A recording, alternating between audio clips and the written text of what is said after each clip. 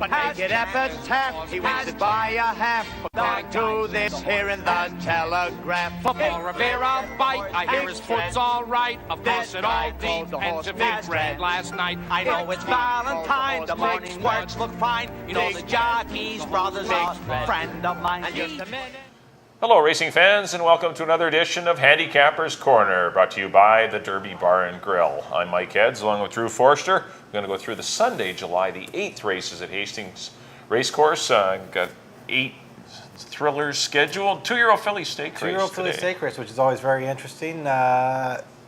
Nice bit of form on them. There was a 2-year-old filly stake at Emerald the other day. Not much form on those horses makes it tough, but almost all these horses have started once, so it should be a really good, interesting race. Some nice up-and-coming fillies in there for sure. Yeah, it's called the Boulevard Casino, of course, named after our good friends at the Boulevard Casino near the Portman Bridge.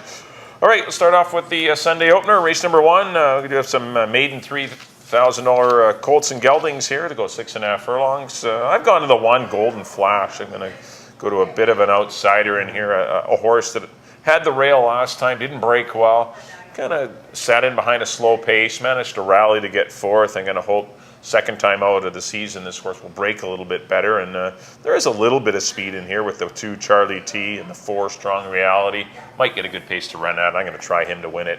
I put Charlie T and Strong Reality in behind him. I went 1, 2, and 4, but I'm hoping for a pace, and I'm trying to make Golden Flash a winner of the Sunday opener. Try and get a little price. Yeah. I am going against the price. I'm going for the 4 Strong Reality. He's not going to be much of a price. A bang-up race, only got beat a length to Mr. Majestic for maiden 20. Come back, got beat up by a couple for maiden 10, but now takes the drop all the way down to the bottom for 3. I think he's just too tough in here. I have him on top. Pedro Alvarado sticks with him. So I got 4 on top. In the second spot, I put Charlie T, one you mentioned. He was in that last maiden 3, same one as Golden Flash. He only got beat a couple lengths. He's a horse that started to put it together. He was pretty green early on, was a little bit rank in his races. Frank's on him now and kind of getting him, teaching him to be a racehorse. He seems to be putting it together. And in the third spot, I put Kumo, a horse out of the Craig McPherson barn that doesn't have a very promising form on him, but Craig knows how to treat horses like, get horses more focused on the race. In his third start, I can see him moving forward a little bit. Certainly has the pedigree, so. Yeah, exactly. Dance with the Vixen, Quiet Cash. So I expect more out of him, so I have him in for third spot. So I have 4, 2, and 3. And on to the second. Fillies and Mares claiming wide open 15,000. This is a nice race. Yeah, it is. This is it's only 5 horses, but you can make a case. Saw quite a few of them last week. It's true. They're all a lot of them were back in a week. There's only 5 horses in here, but you can make a case for all 5 of them. That's for sure. I made a case for the 5 Lady Sasha. She got beat by Delta Bouquet in the last start. That was for 7,500. They both take the jump up to 15,000. Yeah. But Lady Sasha is an awfully nice mare, and that was her first start last time. First start, and it was going long, which is a fair bit to ask, and I thought she ran bang-up race to run second. Now she's got the start under her belt, so I look for her to be on top of the wire. In the second spot, I have a horse, been running this spot, and on the board almost all year is Random Highs. She gives everything she's got every time. That was a great race last time. Only got beat 3 lengths by Cry, and Jezebel. 2 definitely tougher mares.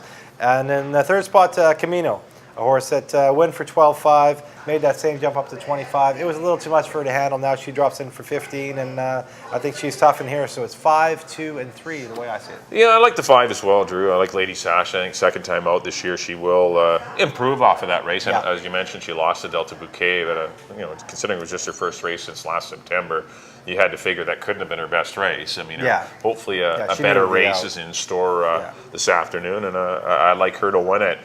Delta Bouquet, I really tried to make a winner, but I put her in the third spot. Just a little worried about Camino, who's probably going to run her into the ground. Go with her, and that might make things tough. And that's why I put the 2 horse Random Highs in for second. Just the horse has thrived on all the racing. This horse has come back in a week before and done well, and that was a good third.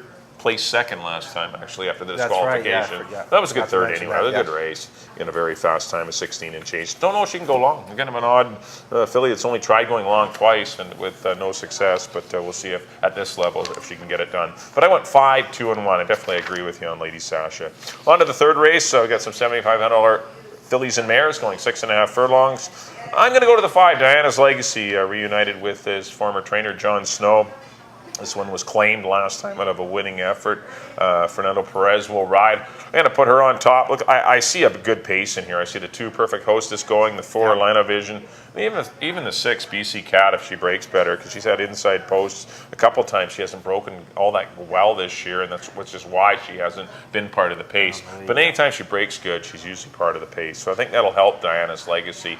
I say she gets a good pace to run at, and she closes and gets the money. Put the 3 Vine Tiger in for second. She'll appreciate shortening up to 6.5 furlongs. She was a little too headstrong in that mile 16th race. Just didn't really relax. She still fought on well, but still, I think she likes 6.5, and that's where she's won the bulk of her money throughout her career. And I put the 4-horse Lino Vision in for third. How can you fault her? She's 3 for 3 since coming to Hastings this year. She's riding a 4-race winning streak, including her win at the end of February in Phoenix. So, but I just feel that she may get pressured. This is a tougher 7,500 than the last couple she's been winning. So I went 5, 3, and 4. I got the same horses, jumbled around a little. I did put Line of Vision on top just because she hasn't done anything wrong yet. She just keeps winning. She's not scared to lay a little bit off the pace. If horses want to go, she could lay a little bit off of them. And she's been impressive this year, 3 for 3 here at Hastings. I do have Diana's Legacy in the second spot.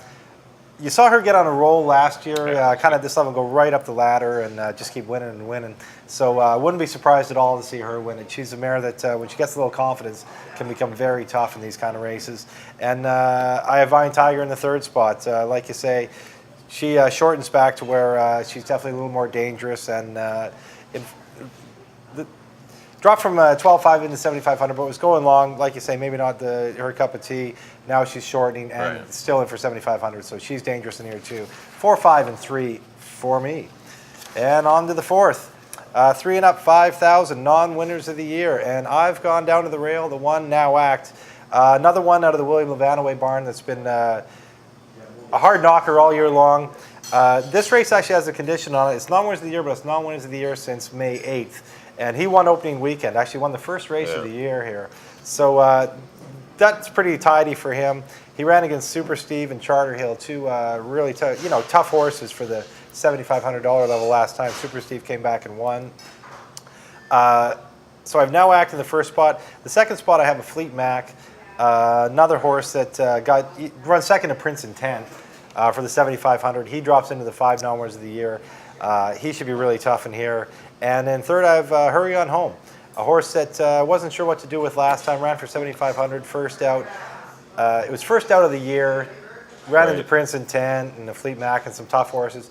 He has a lot going for him to make a step forward in his second start. So I have him in third spot. 1, 6, and 4 for me. Yeah, I went to the 6 horse of Fleet Mac in here. I think this horse is a strong wire-to-wire candidate.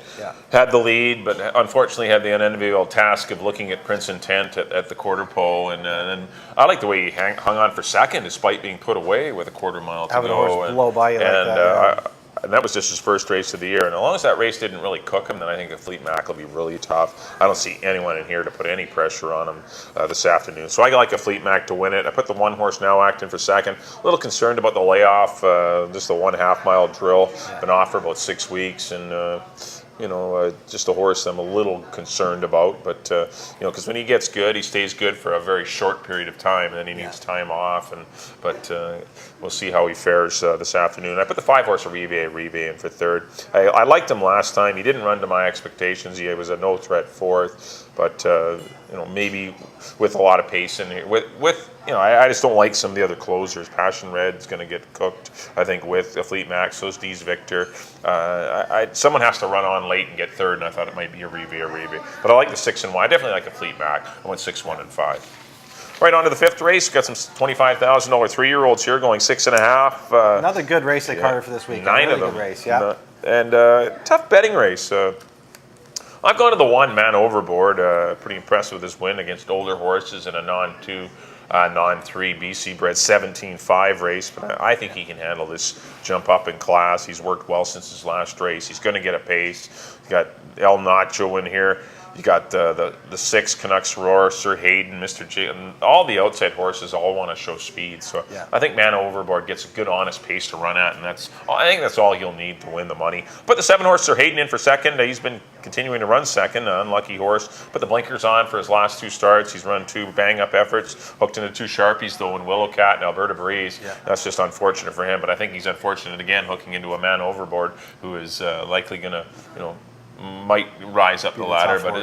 And I put the 5, Gimme Dad, in for third. He's on a class drop after getting defeated for the first time. 2 starts back, he did keep his 4-race winning streak going by winning by disqualification, but he finally lost one on the square when he ran into Willow Cat and High End Man. So I'm going to give Gimme Dad the 3rd spot. But I do like Man Overboard. I want 1, 7, and 5. I agree with you. I really like Man Overboard in here. Like you say, that was a pretty tough race against older horses. Now it's just a minor jump up, really, into the 3-year-olds 25. So I think he's pretty snug in here. I put Gimme Dat in second. Really, there was a nice race, the second behind Unquiet, that he did get moved up into the 2nd spot for, and then ran into quite a tough race with High End Man, Wilo Cat, that was a salty option. Mysterious 50. Soul. That was a really tough 50. Now he's in for the 25, and I think he's right in the thick of this. So I have him in second. And Sir Hayden, as you mentioned, it hasn't been the luckiest horse this year. Just keeps running into good horses, at the $25,000 level. So he's been pretty unlucky. So I put him in the 3rd spot. And it's 1, 5, and 7 for me. On to the 6th. Another good race, an allowance race for 3-year-olds. Non-2, non-3. I went with the 1 Unquiet. I think he's really a standout here. He was the horse we just mentioned, actually, that got DQ'd the day that Gimme Dat got moved up for the win. And he won for fun that day. Just Marty had come over a little bit on those horses in the stretch early in the race, then ran on and just dusted everybody. They did take him down for that infraction, however. Then he went to Alberta and ran a good second in a stake. And now he's back in here in a race that fits him like a glove. Amadeo Perez picks up the call. Everything, the buyers, everything kind of points to him. He looks like a standout here. I went with the 1 Unquiet on top. The 2nd spot, another horse we just mentioned, Alberta Breeze, who win for 25 very impressively, and jumps up into this allowance race, but fits the conditions very well, and he looks like he's on top of his game right now. Alberta Breeze, the 5. I have him in the 2nd spot. And in the 3rd spot, I took a bit of a flyer, a horse out of the Day Forester barn, Timberon. Only ran twice this year. First time was very green, all over the track, had a lot of green kind of issues. Came back in a made special way, won for fun. It wasn't a very fast time.